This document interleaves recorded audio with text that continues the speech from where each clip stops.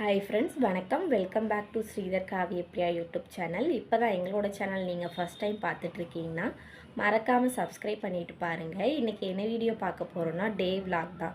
இன்றைக்கி நான் என்னென்ன வேலை பார்க்குறேன் அதை தான் பார்க்க போகிறோம். வீடியோவை ஸ்கிப் பண்ணாமல் பாருங்கள். வாங்க வீடியோக்குள்ளே போகலாம்.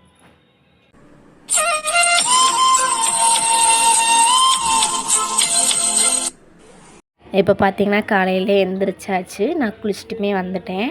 இப்போ சாமி பாத்திரம்லாம் இருக்குது, அதெல்லாம் எடுத்து கழுவிட்டு சாமி கும்பிட்றதுக்கு ரெடி பண்ணலாம்.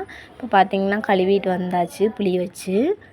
இப்போ அதுக்குள்ளே நம்ம போயிட்டு வாசல் கழுவலான்னு போர் தண்ணி எடுத்து நான் கழுவிக்கிட்டு இருக்கேன். வாசலை கழுவி முடிச்சுட்டு பார்க்கலாம் அடுத்து என்ன. அது காயறதுக்குள்ளே நம்ம வீடை கூட்டிகிட்டு வந்துடலாம். வீடை கூட்டிட்டு அதுக்குள்ளே ஓரளவுக்கு காய்ச்சிருச்சு. மஞ்சள் குங்குமம்லாம் வச்சு அந்த செம்மண்ணுன்னு சொல்லுவாங்களா அதெல்லாம் வச்சு அழுக்கி கோலம் போட்டிருக்கேன். இது பார்த்திங்கன்னா ஃபஸ்ட்டு சாமிக்கிட்ட துடைச்சிட்டு அப்புறம் வீடெல்லாம் துடைக்கலான்னு மாப் போட்டுக்கிட்டு இருக்கேன். வீட்டுக்கு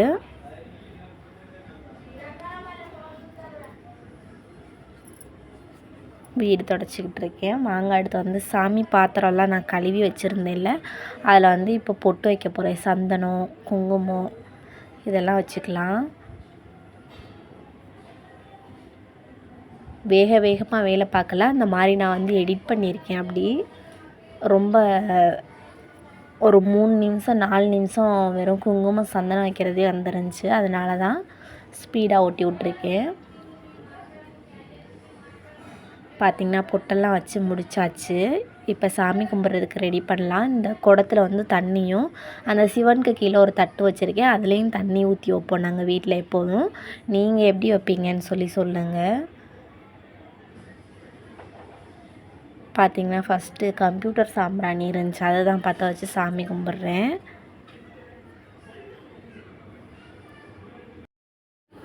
கம்ப்யூட்டர் சாம்பிராணி இப்போ தான் எரிஞ்சிக்கிட்டு இருக்குது, அதை வச்சிடலாம் சாமிக்கு.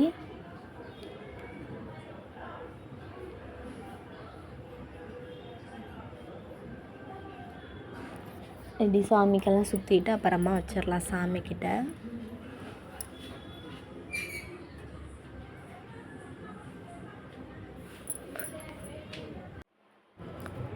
இப்போ பார்த்திங்கன்னா ஊதுபத்தியெல்லாம் ஏற்றி சாமி கும்பிட்லாம். அதையும் சுற்றிட்டு வெளியில் பார்த்திங்கன்னா துளசி செடி இருக்குது, அதுக்கிட்ட ஒன்றும் வீட்டுக்குள்ளே ஒன்றும் நான் வைப்பேன் எப்போதும். பார்த்திங்கன்னா வெளியில் போய் சாமிக்கிட்ட வச்சுட்டு வந்துடலாம். அதை நான் எதுவும் எடுக்கலை, உள்ளே சாமி கும்பிட்றது மட்டும்தான் எடுத்திருந்தேன். அடுத்து வந்து நம்ம சூடை ஏற்றி சாமி கும்பிட்லாம்.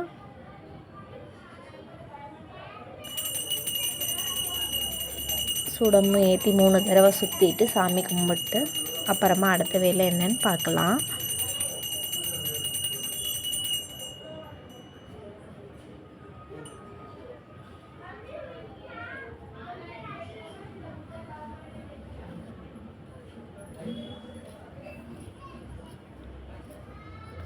இப்போ பார்த்திங்கன்னா சாமியெல்லாம் கும்பிட்டாச்சு. சந்தனம், குங்குமம், தின்னூர்லாம் வச்சுக்கலாம். வச்சுட்டு நம்ம வந்து அடுத்து சாப்பிடணும். மணி இப்போவே கிட்டத்தட்ட 9 மணி ஆயிடுச்சு. இன்றைக்கி திங்கக்கிழமை விலாக் தான் இது. பார்த்திங்கன்னா சாமியெல்லாம் கும்பிட்டு முடிச்சாச்சு.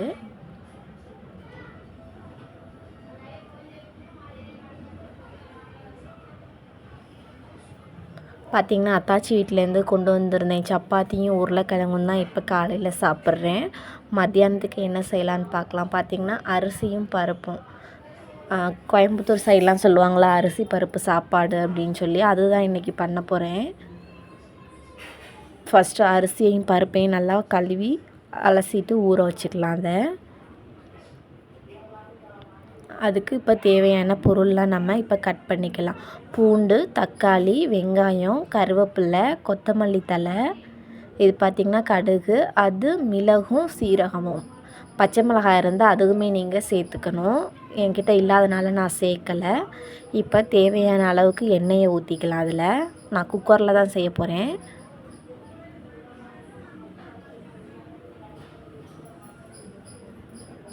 எண்ணெய் வந்து காயட்டும்.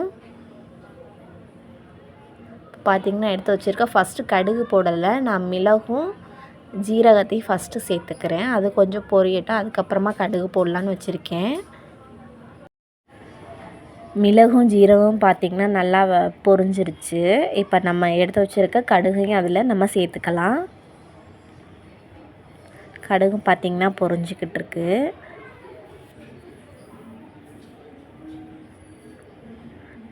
நம்ம எடுத்து வச்சுருக்க கருவேப்பிலையை அதோட சேர்த்துக்கலாம்.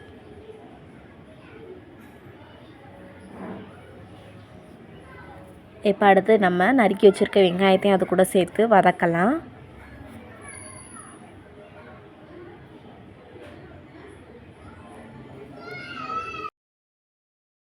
இப்போ பார்த்திங்கன்னா தக்காளி பூண்டையும் சேர்த்து வதக்கிக்கலாம். இப்போது வெங்காயம் ஓரளவுக்கு நல்லாவே வதங்கியிருக்கு. ஏன்னா நம்ம குக்கரில் தான் வைக்கிறோம், ரொம்ப வதங்க வேண்டிய அவசியம் இல்லை. இப்போ தக்காளி கொஞ்சம் வதங்கட்டும். இப்போ அதுக்கு தேவையான அளவு கல்லுப்பு சேர்த்துக்கலாம். சாப்பாட்டுக்கும் சேர்த்து தக்காளியும் சீக்கிரம் வதங்கிடும், சாப்பாட்டுக்கும் சேர்த்துமே நான் போட்டிருக்கேன் உப்பு. அது கொஞ்சம் வதங்கட்டும் நல்லா.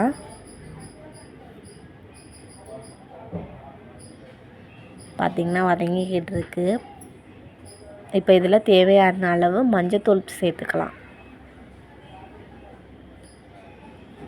மஞ்சத்தூளையும் சேர்த்து நல்லா வதக்கி விடலாம். இப்போ பார்த்திங்கன்னா இதில் வந்து கொஞ்சம் மிளகாத்தூள் சேர்த்துக்கிறேன் நான். நீங்கள் வந்து பச்சை மிளகாய் போட்டிங்கன்னா வந்து கம்மியாக போட்டுக்கலாம் மிளகாத்தூள். நான் வந்து பச்சை மிளகாய் இல்லாதனால மிளகாத்தூள் கொஞ்சம் சேர்த்துக்கிறேன். இப்போ ஏற்கனவே ஊற வச்சுருந்த அரிசியை அது கூட சேர்த்துக்கலாம். வதக்குனதோட வெங்காயம் தக்காளியெல்லாம் அரிசியும் பருப்பும் தண்ணியை வடிச்சிட்டு நான் சேர்த்துக்கிறேன்.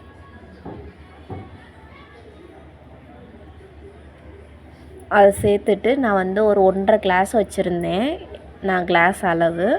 அதில் 1 கிளாஸுக்கு 2 டம்ளர் தண்ணி ஊற்றணும். நான் 1.5 கிளாஸ் வச்சனால 3 டம்ளருக்கும் கொஞ்சம் கூட ஊற்றியிருந்தேன் தண்ணி. இதை அளந்து எடுத்துட்டேன். அந்த தண்ணியை தான் நான் இதில் ஊற்றிக்கிட்டு இருக்கேன். இப்போ ஊற்றியாச்சு. ஒரு தடவை வந்து நம்ம பார்த்துக்கலாம். ஒரு தடவை கிண்டி விட்டுட்டு உப்பெல்லாம் கரெக்டாக இருக்கான்னு பார்த்துக்கணும். உப்பு கொஞ்சம் கரிக்கிற மாதிரி இருக்கணும்னு சொல்லுவாங்க. அது போட்டுட்டு இப்போ நம்ம ஏற்கனவே எடுத்து வச்சுருக்கோம் கொத்தமல்லி தழை, அதையுமே மேலே போட்டுடலாம். மேலே போட்டு நம்ம குக்கரை மூடி வச்சோன்னா ஒரு 3 விசில் வந்துச்சுன்னா சரியாக இருக்கும். பார்த்திங்கன்னா மூடிக்கிட்டு இருக்கேன். 3 விசில் வந்ததுக்கப்புறம் நான் உங்களுக்கு எப்படி இருக்குதுன்னு சாப்பாடு காமிக்கிறேன் பாருங்கள். ஃபைனலாக பார்த்திங்கன்னா அரிசி பருப்பு சாப்பாடு ரெடி ஆயிருச்சு. இதுதான் இன்றைக்கி டே விலாகு. இந்த வீடியோ அவ்வளோதான் முடிஞ்சிருச்சு. உங்களுக்கு நெக்ஸ்ட் வீடியோ என்ன வேணும்னு கீழே கமெண்டில் சொல்லுங்கள். தேங்க்ஸ் ஃபார் வாட்சிங்.